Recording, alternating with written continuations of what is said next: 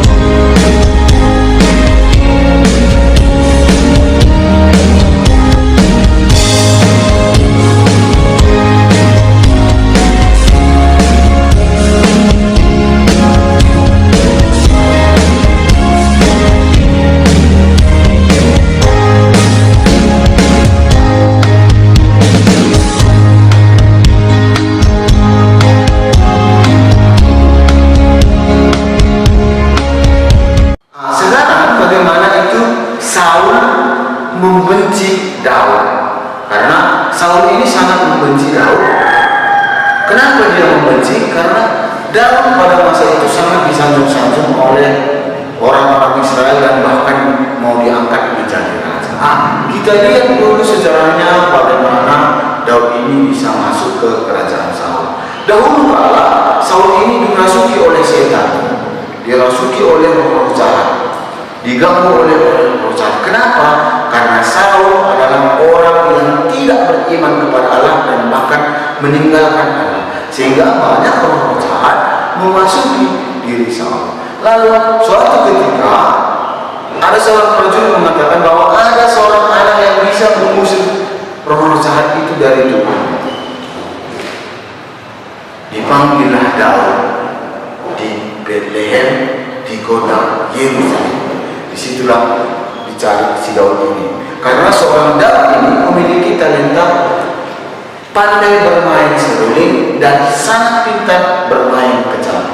Lalu dipanggillah Daud ke kerajaan Saul. Pada saat Daud bermain kecapi, roh jahat yang ada dalam diri Saul semuanya pergi dan meninggalkan Saul. Mulai dari situlah Daud ini diangkat menjadi prajurit-prajurit atau salah satu orang penting di kerajaan Daud. Padahal sejarahnya itu Allah sudah bahwa Daud akan menjadi bapak bangsa Israel. Allah itu sudah menjanjikan, dan Allah juga menjanjikan kepada Daud, dari Daud akan turun keselamatan. Artinya dari keturunan Daud akan lahir sang juru selamat. Makanya Yesus itu sering dikatakan anak Daud, anak Daud. Nah, gitu ya, itu salah satu orang muda mengatakan anak Daud, tolong aku supaya aku dapat melihat. Nah, itu adalah salah satu bahwa mengatakan bahwa dari keturunan Daud akan ada keselamatan, yaitu Yesus Kristus. Mau simak videonya tentang Saul? Oke, simak. Pemuda yang secara kudus diurapi menjadi Raja Israel dan yang telah mengalahkan Goliat raksasa itu, dan Yonatan putra Raja Saul, mereka lebih daripada saudara, dan persahabatan mereka begitu kuat, bagai tak terpisahkan. Daud meminta Saul mengizinkannya menikahi putrinya Mikal, adik Yonatan, dan Raja Saul yang membencinya ingin memuji dia dan menyuruh Daud pergi berperang melawan orang-orang Filistin, hanya ditemani oleh beberapa orang. Saul berharap Daud akan mati dalam pertempuran. Dengan begitu hatinya yang penuh kebencian dapat terpuaskan. Daud kembali dengan jaya. Dia melewati ujian, dan Raja Saul terpaksa harus mengizinkan Daud menikah dengan Mikal, putrinya yang sudah menunggu Daud. Orang-orang mengeluh-elukan Daud, dan Saul sangat iri melihatnya. Daud menang dengan jaya. Daud. Mikal? Saul membunuh seribu, tapi Daud membunuh ribu. Saul membunuh seribu, tapi Daud membunuh ribu. Kau dengar itu? Mereka itu anak-anak muda, biarkan saja. Mereka teman-temannya. Mereka tidak bermaksud buruk. Biarkan saja, jangan ambil pedangmu. Karena takut akan kebencian Saul, Daud dengan istrinya Mikal pergi jauh dari kerajaan dengan bantuan Yonatan. Tapi Saul yang sangat iri terus mengejarnya dan menemukan tempat persembunyiannya Daud bersama anak yang baru lahir, istrinya Mikal dan Yonatan.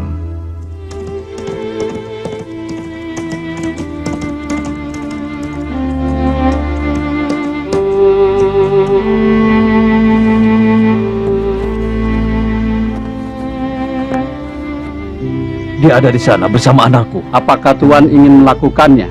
Kau berani melawanku? 12 suku itu telah memilihku. Aku raja mereka, dan aku yang memberi makan mereka. Mereka hanya boleh menghormati aku. Aku telah mengalahkan orang-orang Filistin, menyelamatkan hidup mereka, dan juga ternak mereka. Aku penyelamatnya. Tapi kalau mereka menghormati dia, katakan Letnan, apa aku pantas membiarkannya hidup? Kalau menurutmu aku harus membiarkannya, aku akan membiarkannya. Kenapa diam? Kalau begitu kami akan kembali, Tuan. Suruh mereka mundur. Tidak seorang pun boleh masuk rumah. Tidak seorang pun boleh melihat apa yang kulakukan. Ayo kita kembali.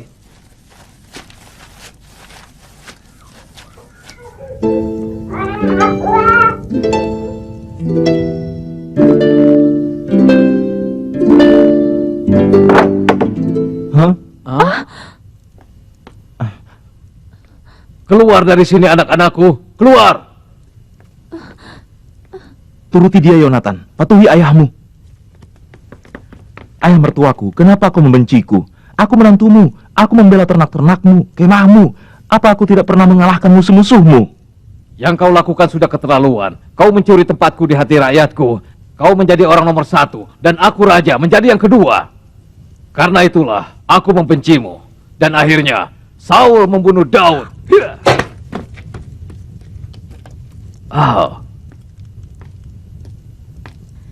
Aku tidak percaya aku gagal. Terpujilah Tuhan. Ada tangan yang membelokkan tombakku, dan kakiku tidak bisa bergerak saat aku ingin mengejarnya. Kenapa begitu orang tua? Kenapa? Tuhan membutakan mata orang yang tidak mengasihi.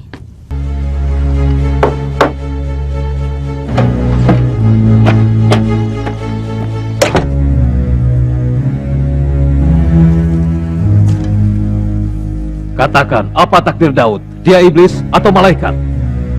Raja Israel takut kepada Daud.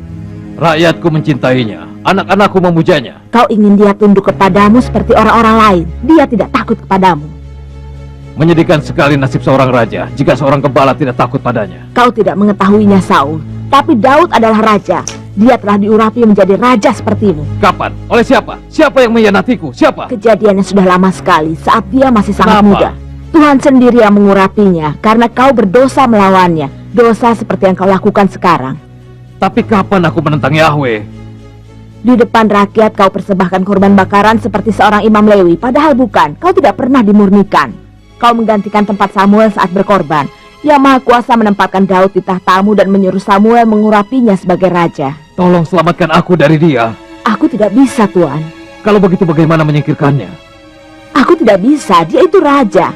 Roh yang Maha Kuasa begitu kuat mengurapi dirinya.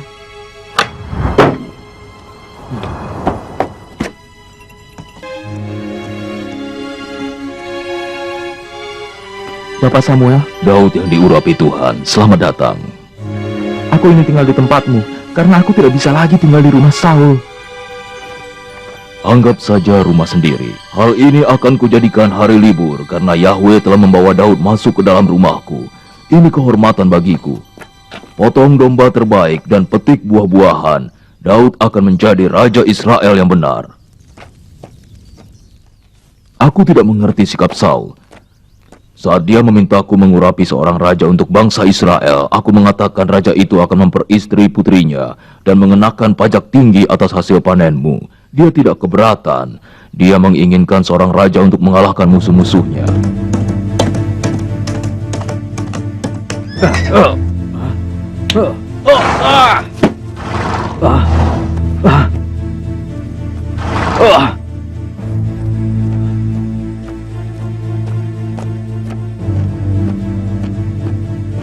Di mana Daud?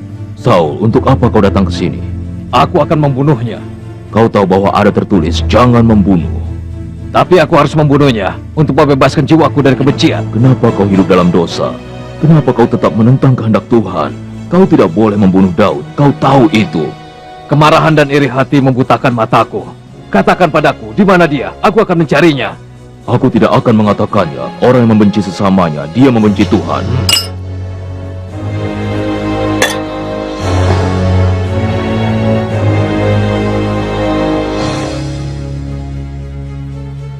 Mana mungkin aku percaya, janjinya sudah tidak berarti lagi. Selamat datang rajaku. Daud anakku, aku mencari-carimu. Untuk apa? Membunuhku? Kau datang ke kemahku, tapi kau tidak membunuhku. Kenapa? Kenapa kau tidak membunuhku? Aku takut kepada Tuhan dan ada tertulis, jangan membunuh. Kalau begitu sekarang pergilah berperang dengan orang Filistin. Maafkan kesalahanku. Aku akan memberikanmu prajurit dan kuda. Aku akan memberikan apapun yang kau minta. Aku tidak mau lagi berperang untukmu karena kau sudah mengkhianati aku ribuan kali. Yahweh melihat dosa-dosaku dan menghukumku dengan kekalahan. Aku tidak mau lagi berperang untukmu. Kau mengkhianatiku. Kalau kau berperang, kau akan menyelamatkan bangsamu. Tidak usah banyak bicara, Saul. Kau tahu, aku tidak akan membantumu. Saul merasa takut, putus asa. Dia pergi menemui seorang bijak untuk mengetahui apa yang dia miliki. Karena prajurit Filistin dalam jumlah yang banyak sedang berbaris ke arahnya. Orang-orang selalu ingin mengetahui masa depan. Ada hati yang jahat seperti iblis. Aku sudah memberimu hadiah. Sekarang ubah takdirku. Aku bisa membaca takdir tapi tidak bisa mengubahnya. Dan takdirmu adalah mati. Tapi kau bisa membujuk orang yang bisa melakukannya, yaitu Dia Samuel. sudah mati, dia pun tidak bisa mengubahnya.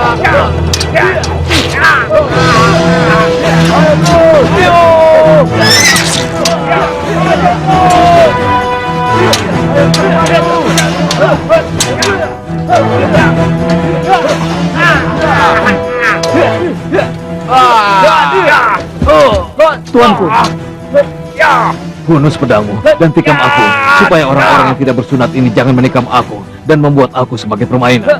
Aku tidak berani melakukannya, Tuanku. Tidak akan.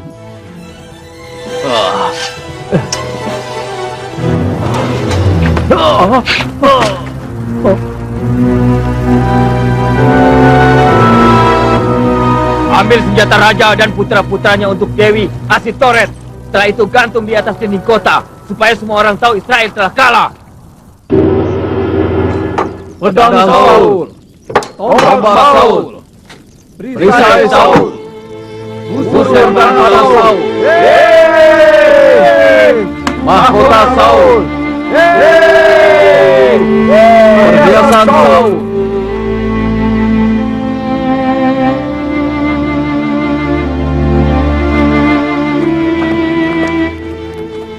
Setelah kalah dalam peperangan, orang-orang Israel yang tinggal di kota Yabesi Gilead pergi untuk mengambil tubuh Saul, Yonatan, dan mereka yang tewas dalam peperangan. Mereka membakarnya, mengubur tulang-tulangnya. Sesudah itu, mereka berpuasa 7 hari lamanya. Ketika Daud mengetahui apa yang terjadi, hatinya hancur dalam kesedihan, dan dia pun meratap. Dua video yang kamu tonton ini adalah bagaimana kamu ketahui itu bahwa Daud itu adalah orang-orang yang beriman dan taat kepada Allah.